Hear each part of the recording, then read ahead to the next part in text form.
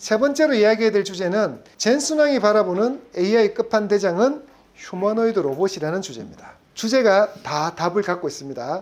이 제목을 꼭 기억해 주십시오. AI는 이제 선택이 아닌 기반 인프라입니다. 전기 인터넷처럼 AI는 필수 인프라가 되었다. 제가 지금부터 말하는 게 누구 이야기냐면 젠슨왕 이야기입니다. 지금 대만에는 전자부품 박람회, 원래는 그랬는데 이 전자부품 박람회가 처음에는 뭐 새로운 컴퓨터 관련된 부품들 넣으면 소개하는, 특히나 그런 부품 회사들이 다 어디에 있기 때문에 대만에 있기 때문에 대만에서 그런 박람회가 열리는데 갈수록 이게 참가하는 업체들이, 그리고 갈수록 반도체 산업의 규모가 커지고 갈수록 지금 그 회사들의 전 세계 증시에 차지한 영향이 커지니까 이게 마치 세스나 이런 대회 박람회처럼 엄청난 영향력을 미치는 그런 박람회가 되어버렸습니다. 거기에 AMD 대표도 참석하고 그리고 엔비디아의 대표인 젠슨왕도 참석하면서 여러 가지 앞으로의 AI 산업에 대한, 또 반도체 산업에 대한 여러 가지 코멘트를 했습니다. 그 중에서 젠슨왕이 했던 코멘트 중에서 좀 의미 있는 게 이런 겁니다. AI는 이제 선택이 아닌 기반 인프라다, 이런 표현을 합니다. 그러면서 전기 인터넷처럼 AI는 필수 인프라가 되었고, 그리고 필수 인프라를 잘 활용해야 된다고 이야기합니다. 그리고 이런 필수 인프라를 활용하기 위해서는 뭐가 필요하다? 데이터 센터가 필요하고, 그리고 우리가 필요한 물건을 공장이 생산해 주듯이 우리가 필요한 정보를 보관하고 생성해 주는 데이터 센터는 이제는 AI 공장으로 진화되어 있다, 이렇게 표현을 합니다. 그래서 이 말의 핵심은 또 우리가 주가적인 관점에서 생각해 보면 데이터 센터 산업은 죽었다, 안 죽었다? 안 죽었다. 오히려 더 필요한 시대가 됐다는 거죠. 자, 그러니까 이 데이터 센터가 이것 때문에 오늘 다시 어떻게 됐나요? 어제 변압기 관련 기업들, LS 일렉트릭이나 배전반 관련 기업들 5% 이상 떨어지다가 두산 에너빌리티도 급등했다가 윗꼬리 달고 특히 시간에서 많이 밀렸는데 어떻게 했나요? 네, 이런 말들로 인해서 다시 오늘 급등을 시켜놓았습니다. 자, 그래서 데이터 센터는 계속 많이 필요할 것이고, 왜? AI가 전기 인터넷처럼 필수 기반 산업이 되니까, 그러니 여기에 대한 필수 인프라를 가동시키기 위한 AI 공장인 데이터 센터는 더 많이 필요할 것이고, 더 많이 필요하다는 건 여기를 굴리기 위한 전력, 그리고 이걸 굴리기 위한 배전반, 변압기, 송배전 시설, 이거는 필요할 테니까 그쪽 주식들이 오늘 주가가 하락하는 동안에도 많이 오른 거죠. 오늘 보면 두산 에너빌리티 오늘 어제 쉬고 오늘 또 쉬어야 될 자리인데 오늘 또 올렸습니다. LS 일렉트릭 어제 한 5% 이상 빠지고 오늘 조금 더 빠져서 한 10일, 20일선 건드릴 줄 알았는데 어제를 다 장악하고, 어제의 하락을 다 장악하고 거래량까지 폭발적으로 터뜨리면서 미친 듯이 올라 버렸습니다. 자, 그러면서 중요한 건 이런 거죠. 이런 배경, 얘들이 더 필요한 환경이 되고 있고 얘들이 매출이 더 늘 수밖에 없는 구조가 되어 있는 거죠. 지금 두산 에너빌리티는 전 세계가 주목하는 주식이 되어버렸습니다. 자, 그리고 엔비디아는 또 이렇게 말합니다. 데이터 센터에 대한 중요성을 이야기했고, 데이터 센터를 중요성을 이야기하면서 뭐 자기가 전력이나 그리고 변압기, 송전시설 이야기한 건 아니지만 중요한 건 데이터 센터 자체를 이야기하면서 그 기반 산업들이 주가가 급등을 했고요. 그리고 또 하나, 젠슨왕은 이렇게 말하는 거죠. AI의 진화 단계에 대해서 설명을 하면서 앞으로 AI가 어떻게 발전할지를 로드맵을 제시했습니다. 젠슨왕은 이렇게 말합니다. 최초로 지금 여러분이 접하고 있는 AI는 생성형 AI다, 이런 표현을 합니다.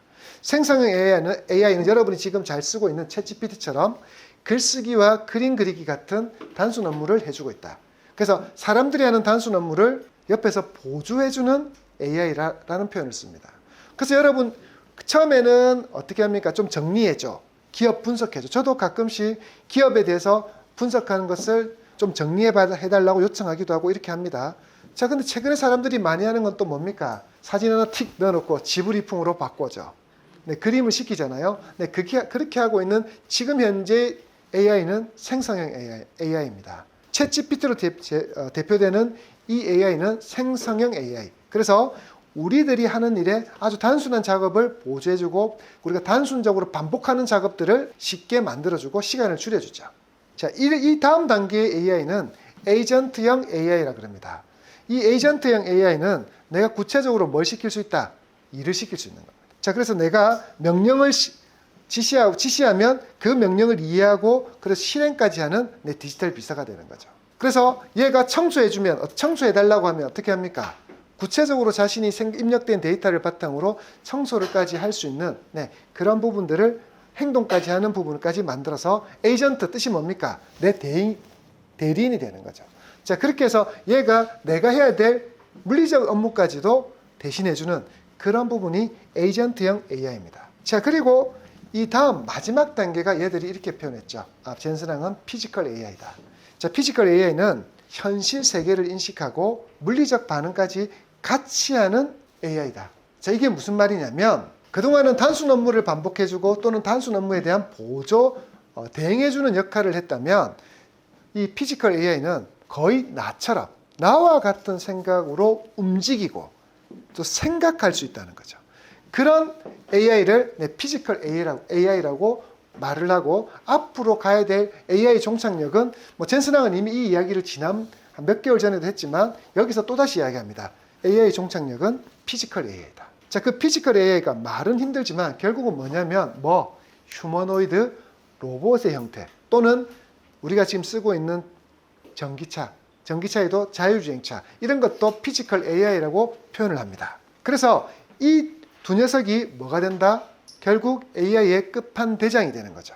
그래서 얘들은 단순하게 지금은 글 정리해주고 그림 그려주는 정도, 사진 하나 좀 변환해주는 정도에서 그친다면 나중에는 내가 커피를 내릴 때 로봇 파일 같은 경우 그런 거 있죠. 그런 것까지도 에이전트 AI 이런 형태도 되지만 더 이제 인간과 가까운 형태의 로봇이 등장해서 나의 업무와 내가 해야 될 일들을 거의 대부분 대행해주는 그런 피지컬 AI 형태까지 발전하는 게 AI의 마지막 끝판대장이라고 이야기하는 거죠.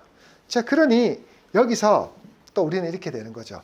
이 사람이 레인보우 로보틱스를 사람 말 안 했어요.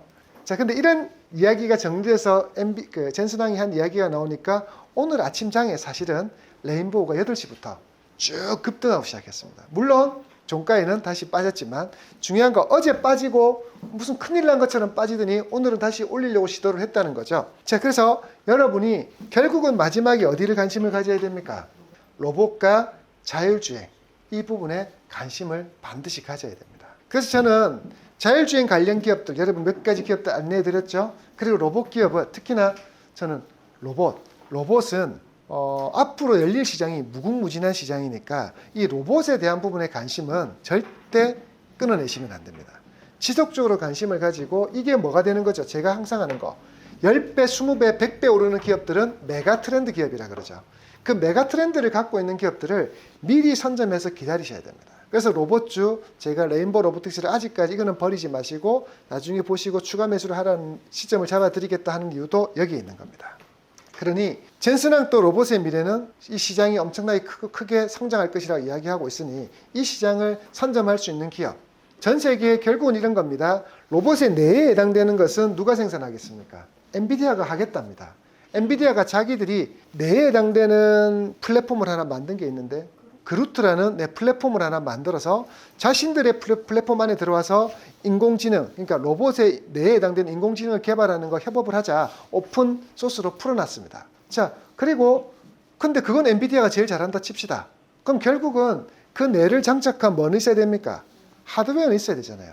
그 하드웨어가 결국 인간에 가장 가까운 모습이 될 거니 그게 휴머노이드 로봇이라 그러는 거고 그걸 지금 만들겠다고 하는 애가 테슬라 그리고 한국에서는 레인보우 로보틱스 그리고 중국에서는 유니트리 같은 기업이 되겠죠. 자, 그래서 그런 휴머노이드 로봇에 들어가는 핵심 부품을 공급하는 회사 그리고 그런 휴머노이드 로봇을 만드는 데 있어서 핵심 기술을 가진 회사들은 앞으로 시장에서 끊임없이 관심을 가져봐야 되겠죠.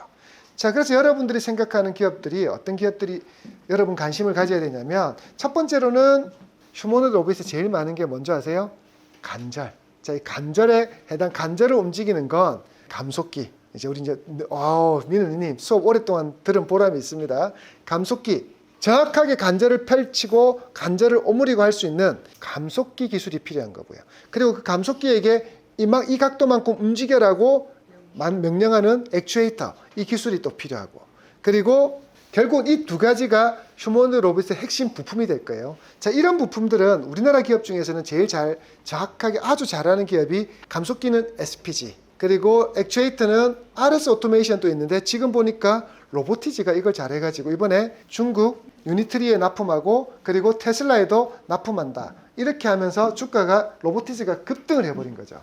자, 이런 것처럼 그런 기업들에 여러분은 꾸준한 관심을 가지셔야 됩니다.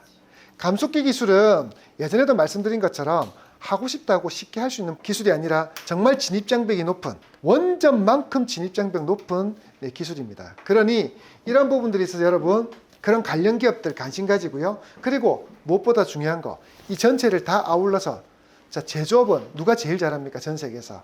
대량 생산하고 잘 만들어내고 고급하게 만들어내는 기술은 삼성이 제일 잘합니다. 자, 그런 제조 역량은 전 세계에서 삼성이 가장 잘 갖고 있으니 삼성이 만들겠다 하는 회사가 어디입니까? 레인보우 로보틱스인 거죠. 그래서 레인보우 로보틱스는 자체 감속기 SPJ 협업해서 또 뭔가를 만들고 있고 그리고 지금 제대로 된 정확하게는 올 하반기에 자체 로봇을 공개하겠다라고 했는데 그러면 또 아마 주식시장은 또 많이 크게 움직일 겁니다. 자, 그래서 로봇에 대한 관심을 젠슨항이 딱 찍어서 어떤 로봇 기업을 말하지는 않았지만 로봇주에 대한 관심을 꺼트리면 안 되는 이유가 또 한번 젠슨항이 다시 이야기해 줬습니다. 됐나요? 자, 그래서 젠슨항은 이런 이야기뿐만 아니라 AI가 적용되고 있는 또는 침투 중인 신산업에 대해서 이야기를 했습니다. 자, 이제 5G를 넘어서 몇 G? 네, 5G라 해야 됩니까? 5G라 해야 됩니까? 5G 통신을 넘어서 이제는 6G 통신이 돼서 이 6G 통신은 왜 중요하냐면 여러분 로봇들이 또는 그 자율주행차들이 어떻게 해요? 어떻게 사람을 피해가는 줄 아십니까? 끊임없이 근거리 통신을 하는 겁니다.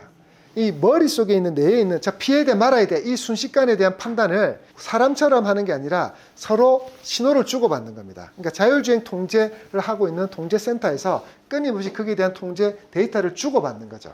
그러니 나 이거 피해야 돼 했는데 저기서 한참 있다가 그래 피해 이미 박은 다음에 신호가 오면 안 되는 거죠. 그래서 굉장히 빠른 초고속 데이터 교환이 필수적입니다. 자, 그리고 여러분들이 도로 안의 자율주행뿐만 아니라 공장 안에 로봇들 있죠. 그 로봇들이 일사불란하게 움직이는 것도 자, 내가 가는데 너 피해야 돼. 서로 교신을 하고 있는 겁니다. 그러니 얘들도 그 안에서 엄청나게 빠른 뭐가 필요하다. 데이터 이동과 서로 교신이 필요한 6G는 필수적인 거죠. 그래서 지금 6G 통신에 대한 이야기가 나오고 얼마 전에 그래서 이 6G 통신 관련된 기업들, 우리나라 기업들이 몇 개 잠시 급등하기도 했습니다. 자, 그러니 또 여러분 이제 가늠해서 이런 것도 관심 가져야겠다 하는 게 뭐냐면 6G 통신. 자, 이제 전 세계적으로 자율주행을 만들려면 그 도시 전체는 엄청나게 빠른 데이터, 통신, 6G 통신 기반 시설이 필요하죠. 그러니 거기에 관련된 제품이나 거기에 관련된 핵심 제조 역량을 가진 기업들도 관심을 가져야겠죠. 그래서 예전에 제가 많이 알려드렸던 그 중에 기업 중에 RFHIC라든지 솔리드라든지 이런 기업들 몇 개 알려드렸는데 그건 나중에 기회 되면 하죠. 지금 여기까지 바라보시면 보유 종목이 너무 많아져서 안 돼요. 자, 그리고 양자 컴퓨팅. 자, AI가 복잡한 계산을 보좌하는 키 플레이어가 되어서 양자 컴퓨팅 산업도 조금 더 육성을 시킬 거다 이렇게 이야기하고요. 아까 말씀하신 로봇 중에서 어떤 로봇? 휴머노이드 로봇. 자, 이러면서 새로운 산업이 나올 거라고 이야기를 하고 있습니다.